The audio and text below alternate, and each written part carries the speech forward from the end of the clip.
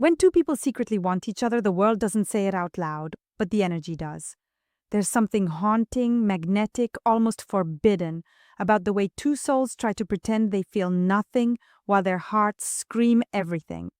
It's the kind of connection that doesn't need a kiss or a confession or even words. Because the truth hides in the silence, the stolen glances, the way your body reacts before your mind can control it. And if you've ever wondered whether the feeling is mutual, pay attention, because when two people like each other, there are signs that can't be faked. Welcome to Psychology of Desire. If you're new here, subscribe, turn on notifications, and step into a deeper understanding of attraction, desire, and the secrets people don't admit out loud. Now listen carefully, because the first undeniable sign isn't something they say. It's something their energy does. It's the way their presence changes you. You don't even have to see them walk into the room. Somehow, your body just knows. Your heartbeat reacts before your eyes confirm they're near. You straighten up, fix your posture, try to pretend you weren't waiting for them, but your mind was already rehearsing what to say. And here's the psychological twist. When two people are mutually attracted, the body anticipates connection before the brain logically approves it. You feel more alive, a little nervous, a little excited, like your emotions suddenly woke up. And guess what? So do theirs.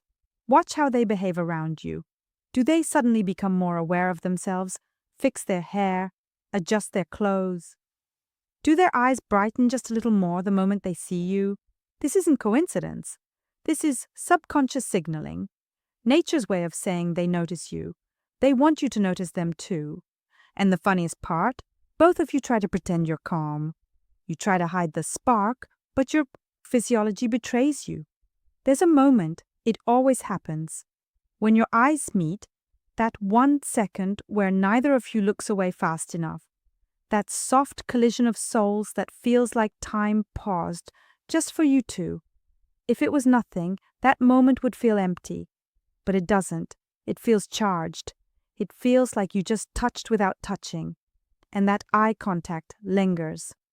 Not long enough to be obvious, but long enough that if either of you were brave enough, everything could change. Here's where psychology gets darker. When two people like each other, their minds start scanning each other the way a thief scans a locked safe. Quietly, carefully, trying not to get caught. You notice their hands, their voice, the way they laugh, the way they smile. And they're noticing you too. You don't stare. They don't stare. But you both look again and again, like two magnets pretending they aren't being pulled. Sometimes the connection is so strong it almost scares you. You don't know why you feel drawn to them. You just do. You think about what they might be thinking. You replay conversations. You analyze moments that should have been ordinary, but for some reason weren't. This is the first undeniable sign. A person can hide their words, control their behavior, mask their intentions, but attraction leaks through the body. It shows in the eyes, it shows in the voice, it shows in the way silence becomes loud when they're standing next to you. And deep down, you feel it. They feel it, even if nobody ever says it. If this sounds familiar, then maybe your story isn't imagination. Maybe it's mutual. There's another sign. Subtle, innocent on the surface, but psychologically powerful. When someone likes you and you like them back, conversations stop being normal. They become heavier, deeper, strangely meaningful. Even when you're talking about nothing, you know that feeling, right? Where a simple, "How was your day?" suddenly feels intimate. Not because of the words, but because of the tone. Their voice softens with you. Yours does too. You both talk like you're trying to undress each other's mind without being obvious. This is where the emotional vulnerability starts slipping through the cracks. Most people talk to others on autopilot, quick replies, shallow details, no emotional investment. But when two people secretly care, they stop being robotic. They start revealing pieces of themselves. You notice how they tell you personal things they don't tell everyone. Fears, dreams, what keeps them awake at night. the things that are heavy, private, unfiltered. And here's the psychological clue. Humans don't open up to people they feel nothing for. We only reveal our real self when we feel emotionally safe. And attraction creates that safety faster than friendship ever can. Watch how their body language changes when you talk. They lean in without realizing. Their voice gets quieter, like the conversation belongs only to you. They listen differently, not to respond, but to understand. They remember the little things you say, the tiny details, the things most people forget within seconds. But they don't forget, because you're not just anyone to them. And you're not innocent either. You remember their favorite song, their favorite coffee, the way they said something 3 weeks ago. You replay it in your head. Why? Because your mind stores what your heart wants. There's also a darker layer here. Little moments of jealousy. Not dramatic, not loud, just quiet flashes of tension. Someone else talks to you, and you see that subtle shift in their eyes. They try to act unbothered, but the smile gets tighter. Their posture changes. They suddenly need your attention back. Even if they won't admit it, you feel it too. When someone else has their attention, you notice yourself watching. Not because you're possessive, but because you care. And yet, both of you pretend nothing is happening. You smile like everything is normal.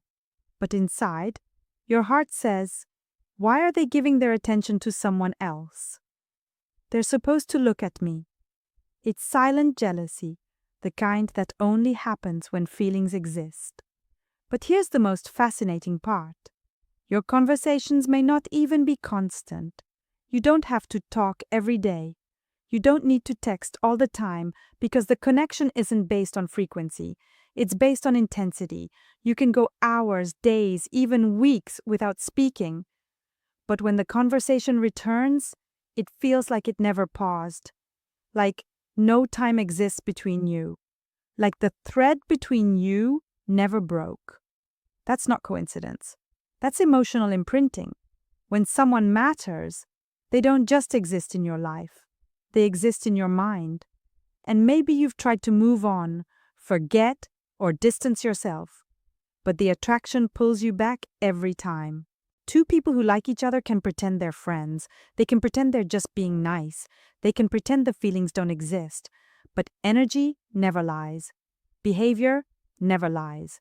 And silence, especially the kind that feels full, definitely never lies. If this sounds like your story, you're not imagining it. Sometimes the strongest sign isn't in what someone does, it's in what they can't do. When two people like each other, there's a strange tension, a push and pull that neither of you fully controls. You try to act normal, calm, indifferent, but your emotions keep exposing you in ways you never planned. That's where the third undeniable sign appears. They treat you differently than everyone else. Not in dramatic, obvious ways, in the quiet, unspoken ones. They notice things about you other people don't. Your mood, your tone, your silence. If you seem upset, they don't just ignore it. They care almost instantly, even if they try to hide it behind casual words like, "You okay? You seem different today? You sure everything's fine?" People don't ask those questions unless you matter and you feel it too. You sense when something is wrong with them, even if they swear it's nothing. You can hear it in their voice. You can read it in their eyes. Attraction sharpens intuition.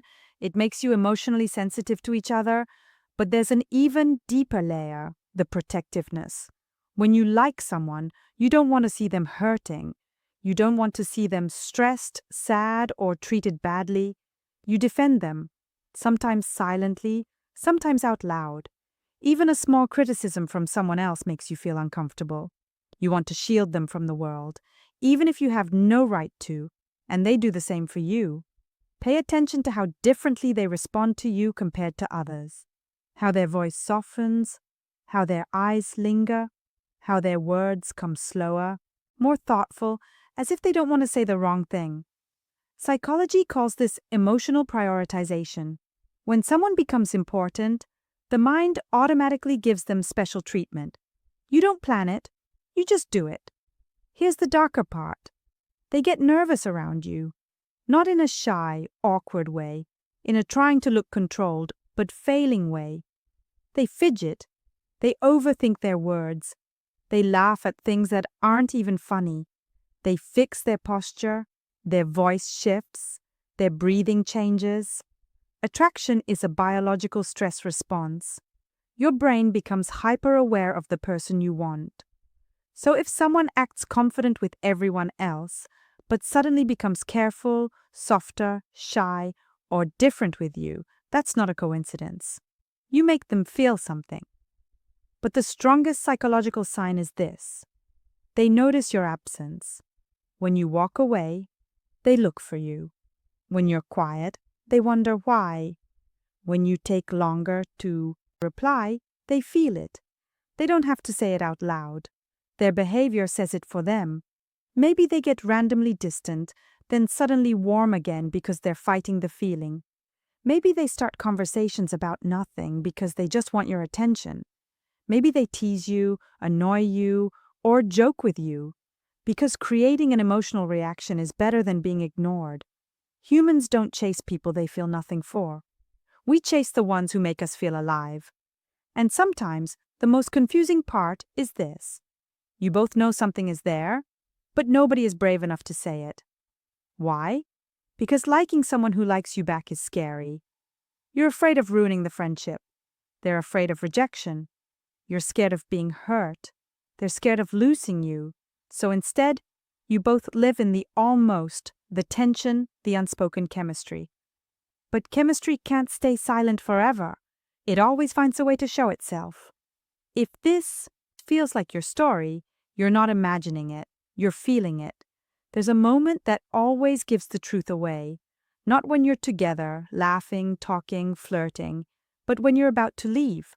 Pay attention to what happens in that final second, because when two people like each other, goodbyes never feel simple. You'll notice it in the hesitation, the pause, the tiny delay, like both of you are waiting for something, a word, a look, a sign that neither of you is brave enough to give. Maybe they say, "All right, I'll see you later." But their voice doesn't sound like someone ready to walk away. Maybe they linger, stand a little too close, their body refusing to leave even though their legs say they should. Psychology calls this attachment hesitation. When someone likes you, their brain tries to stretch every second of your presence, sometimes without a single word, and then it gets deeper. When you're gone, they don't. Mentally switch you off. Your presence leaves an echo. You stay in their head. They replay conversations, moments, glances, as if the smallest memory of you has become their favorite place to hide. You do the same. You catch yourself checking your phone, wondering if they'll text, hoping they'll start a conversation even about nothing. Did you reach home? What are you doing? I saw something today that reminded me of you. Those messages aren't accidental. They're fingerprints of longing, and if they don't message, there's another sign. They watch your stories, like your posts, react to your updates quietly, consistently. Because people who like you will always seek some form of presence in your world, even if they don't have the courage to say what they feel. But here's where the psychology turns darker and more powerful. Even silence becomes communication.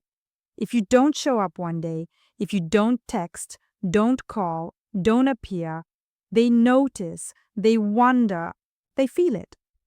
Not because they're obsessed, but because you've become emotionally relevant. There's also the territorial instinct. When someone else flirts with you, compliments you, stands too close, you'll see it. That flicker in their eyes. Not anger, not drama, just quiet discomfort they can't hide, because attraction comes with a silent claim. I don't want anyone else to have what I feel connected to. They won't say it, but jealousy speaks louder than confessions. And there's another sign people overlook. They remember your scars, your sad days, your fears, your insecurities. Someone who only likes your beauty forgets you quickly.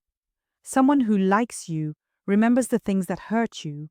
They notice when you go quiet, even if you smile. They hear the pain behind your jokes. They ask if you're okay, even when you say you are. That's not curiosity, that's emotional investment. And when you open up just a little, they listen with a focus the world never gives you. No phone, no distractions, just you. Because when you care about someone, their feelings matter more than your comfort. Here's the strangest part. Even when both of you try to end the connection, ignore it, distance from it, pretend you don't care, you always come back. Why? Because real mutual attraction has gravity. You can walk away, but your emotions stay seated next to them.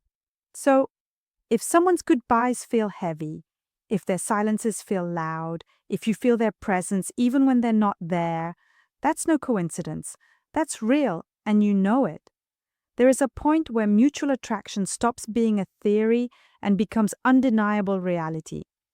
It happens when both of you start protecting the connection. Even if nobody has confessed anything, you don't flirt the same way with others anymore. You don't talk about just anyone with them. You become careful, almost loyal, without a label, without a promise, without a single conversation saying you should. You start considering how your actions might affect them. They do the same. And this is where the final and most powerful sign appears. You both create a world where only the two of you exist. It might be in the way you share secrets with only them, the way you send memes only they would understand, the way you give them a nickname that nobody else has, the inside jokes, the teasing, the small compliments hidden beneath sarcasm. These are emotional fingerprints, marks that say you're special to me, you're different, you matter. And then there are the moments that scare you. The thought of losing them hurts, even though technically they're not yours. That's how the heart tells the truth. The mouth refuses to speak.